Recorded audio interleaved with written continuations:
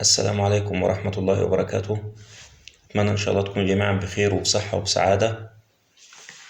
ده الشكل النهائي يا جماعة، الكورنيش المفرغة اللي احنا كنا بنشتغل عليها الفترة اللي فاتت، من أول ما عملنا الرسم مع بعض لحد ما نحتنا وعملنا الجانب وصبينا في الجانب. وده الشكل اللي أنا حاببكم تشوفوا الكورنيش عليه يعني. عشان أعمل الشكل ده كان لازم طبعا أجهز بعض القطع اللي أنا هشتغل بيها، بداية من قطع البلاط اللي أنا بصب فيها دلوقتي حالا، ودي قطعة بجهزها على البنك. دي قطعة عرض 20 سنتي وطول 140 سنتي. طبعا المقاسات زي ما انت بتحب يعني، مش هتبقى فارقة. وفي حاجة تانية أهم، إن أنا طبعا الشكل ده مركبه في الورشة لمجرد العرض عشان أوضح بيه الفكرة. لكن طبعا الكورنيش المفرغة ممكن تشتغل بيها في مساحات أكبر وبأشكال مختلفة زي ما انت حابب يعني.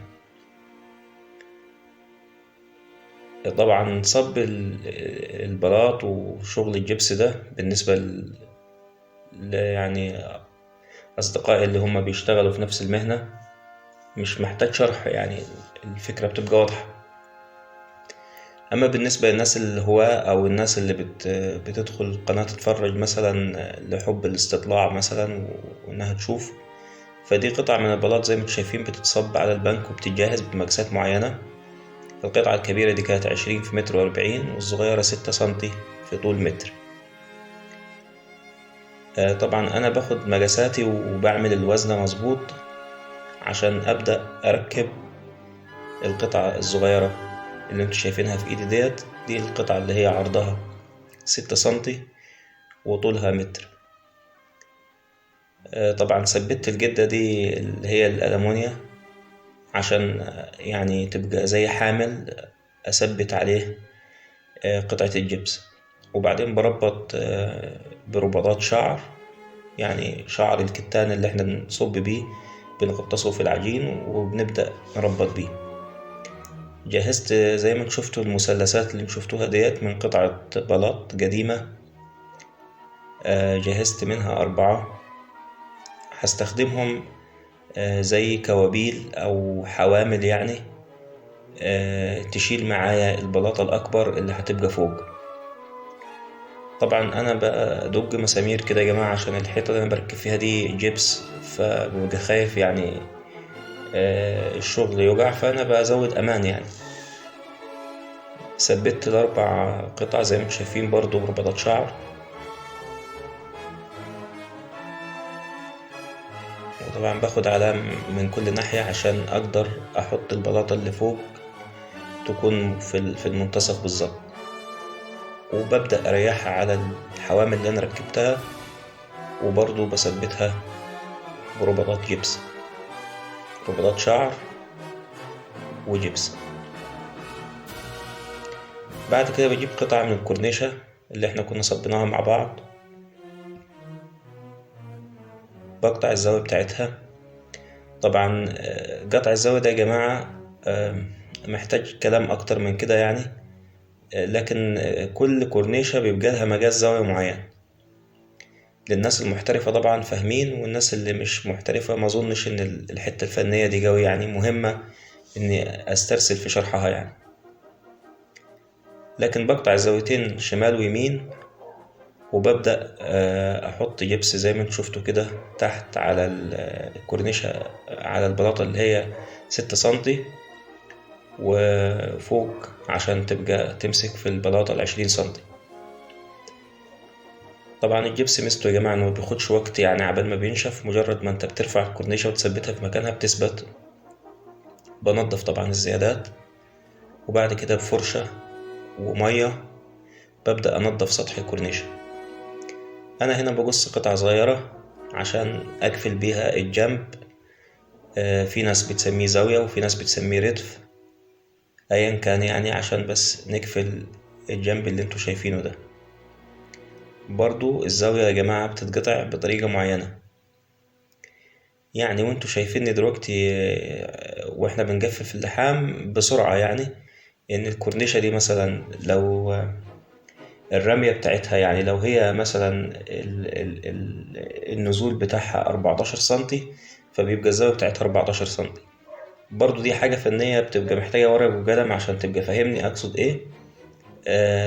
لكن إن شاء الله يعني لو في حد محتاج شرح عنها ممكن في التعليقات يكتب لي، وممكن نعمل عنها فيديو صغير كده مخصوص لتكفيل الزاوية دي ممكن يتعمل إزاي.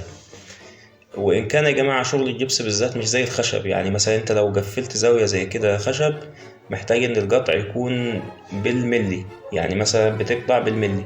ولذلك هما بيستخدموا مثلا عادة دلوقتي في كل الشغل الحديث النجارين بيشتغلوا اللي هو المنشار الديسك، عشان بيبقى فيه مسطرة تقدر تظبط لك الزاوية بالظبط.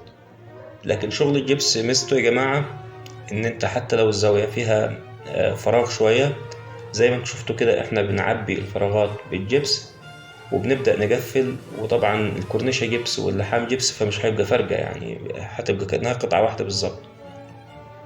لكن طبعا مهم زي ما انتوا شايفين كده انك انت لو صنايعي تقف على او تستنى شوية او يكون عندك صبر اقصد وانت بتقفل اللحامات بالذات.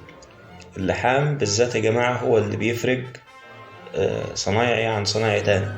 يعني اذا انت صنايعي شاطر بيبان في اللحام بتاعك، اذا انت صنايعي مش شاطر بيبان في اللحام بتاعك.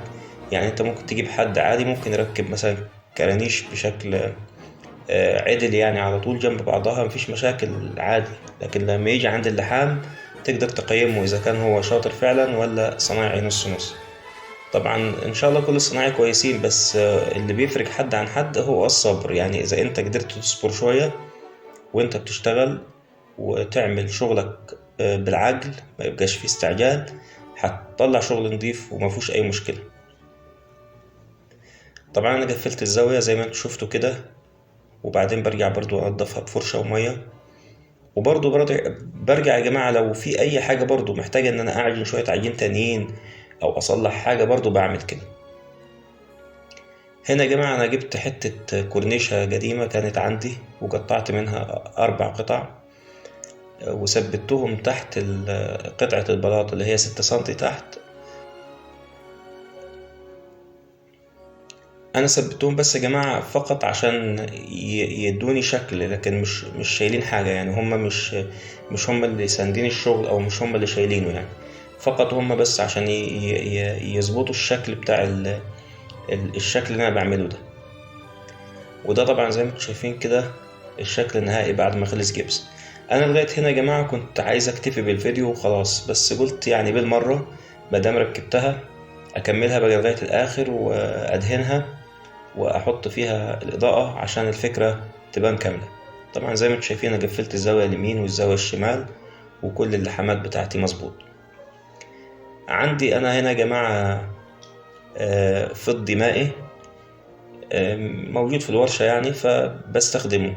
طبعا بفكه بالمية وزودت عليه زي ما انتوا هتشوفوا كده نقطتين من الاصفر الجملي علشان يديني لون اقرب من الذهبي كده، يعني اصفر بس بيبقى اصفر ميتاليك يعني في لمعة. طبعا شغل النجاش يا جماعة ليه ناس واهله، معلش اعذروني لو في حد نجاش بالصدفة بيتفرج علينا فما يزعلش مني، انا برضو يعتبر بجتهد. يعني انا مش شغلتي ان انا اكون نجاش، ولكن يعني دايما الانسان اللي بيحاول مفيش مشكلة. يعني حتى الشغلانة دي كلها الجبس اللي انتم شايفينها ديت لو في صنايعي كهربائي ولا نجاش ولا مثلا بتاع سيراميك ولا اي حد لو شاف الشغل ده يا جماعة قدامه ممكن يعمله لو هو حابب.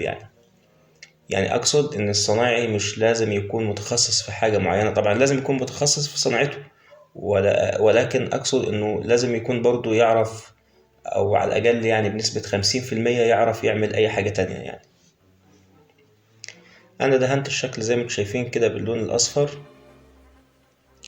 وما كانش عندي برضو الرغبة في ان انا اغير اللون الاصفر الاول، يعني كنت في دماغي ان انا هدهنها اصفر كده وعشان تديني الشكل وخلاص. ولكن لما دهنتها قلت يلا بقى يعني ايه ممكن احاول اعتجها زي ما بيقولوا كده او ابتنها، النجاشين بيقولوا تبتين اظن حاجة كده يعني. وبنستخدم احنا الجليز او النجاشين يعني بيستخدموا الجليز اللي هو في ايدي ده اللي شايفينه على اساس ان انا ممكن ابتن بيه الشغل او اخلي الشغل شكله كده يعني معتج شوية يعني. باخد شوية جليس. طبعا الجليس ده بيتحل بالنفط، أو هنا أنا استخدمت البنزين، لكن النفط بيكون أحسن شوية يعني، بيديك وقت جفاف أطول، لكن القطعة صغيرة وأنا مش محتاج إن وقت الجفاف يكون أطول، فالبنزين يعني هيمشي الحال. بنقطتين أسود والبنزين على الجليس زي ما شفتوا كده، وبدأت أدهن القطعة كلها. يعني اللي هيشوف إن اللون الأصفر لوحده كان أحسن برضو ممكن يقول لي في التعليقات، يعني برضو ممكن نستفيد من بعض. واللي شايف اللون بعد ما احنا هنعتق إن شاء الله كده يعني برضو يقول لي يعني برضو. طبعا يا جماعة وانتوا بتتفرجوا، يعني أنا مش عايز أكون ملح دايما في إن أقول لك أنت لو بتشوفني لأول مرة ممكن يعني تسعدني باشتراكك، وأصدقائي المشتركين عندي في القناة طبعا بيسعدوني بتعليقاتهم الطيبة إن شاء الله، اللي بتسعدني فعلا والله حقيقي يعني، بتديني دفعة. وطبعا الإعجابات يا جماعة، لأن ده كله برضه هيساعدنا إن شاء الله إن القناة تكبر، وهي فعلا الحمد لله رب العالمين بتكبر واحدة واحدة بفضل ربنا، وبفضل دعواتكم، وبفضل يعني دعمكم لينا باشتراكاتكم ولايكاتكم وتعليقاتكم الطيبة. طبعا أنا بعد ما دهنت الجليز يا جماعة مسحت زي ما انتوا شفتوا كده عشان يديني الشكل بتاع التعتيق. وطبعا انا كنت موصل سلك مبدئيا كده من الداخل الكورنيش عشان عامل حساب الاضاءة، وجبت اللي هو شرايط الليد ديت. دي بتتباع بالمتر. انا جبت 2 متر كده عشان يبقى الشريط جوه معمول على مرتين، يعني ميبقاش مرة واحدة عشان تبقى الإضاءة حلوة. وزي ما انتوا شايفين بعد ما وصلت الشكل بصراحة الحمد لله رب العالمين تحفة.